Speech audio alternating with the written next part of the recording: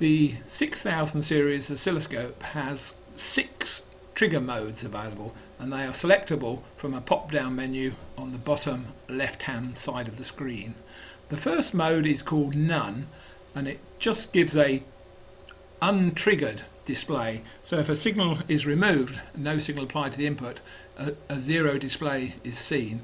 So this can be just like a babysitting mode, looking if any signals are present on the input to the channel.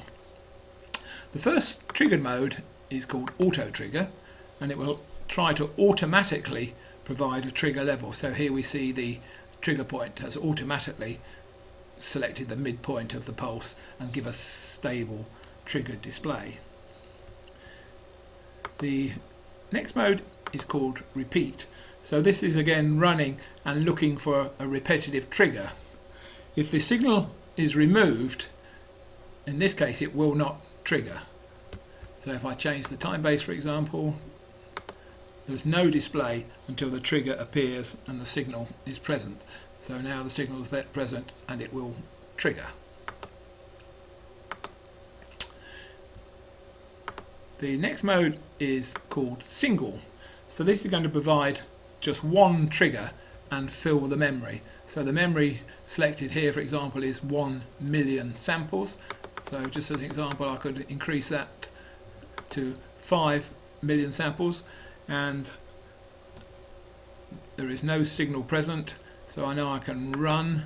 So it's now waiting for a trigger event to fill that memory. So applying the signal to the input, so we can see a trigger has occurred, it's acquired that data and stopped, so it's filled 5 million samples.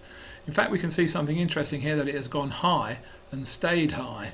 So this is showing us that there's something different about the first pulse in the sequence. So we'll repeat that experiment with a wider time base. So let's go for 10 microseconds. So again we'll run and switch on the signal source, and indeed we can see that that first pulse is wider than all the pulses occurring after the first event. So this is a typical application of single trigger, where we're looking for unique pulse train of the data. The next option down is called Rapid, and this is going to again do triggers as fast as possible and fill the selected memory. So here we can select how many buffers we wish to fill. So if we select 5 buffers, every time we hit the space bar it will actually fill the buffer. So we'll run the acquisition. So now we're providing triggers into the 5 buffers. So again we'll just increase the time-based sweep rate. So here we can see they are slightly different every time we're filling those buffers. So it fills the 5 buffers and stops, so it's filled 5 buffers of 5 million samples each.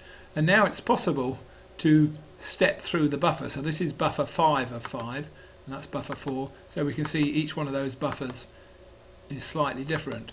Another way of viewing it is with the buffer overview, and here we can just again step along, so it gives a very quick graphical overview of the acquired data.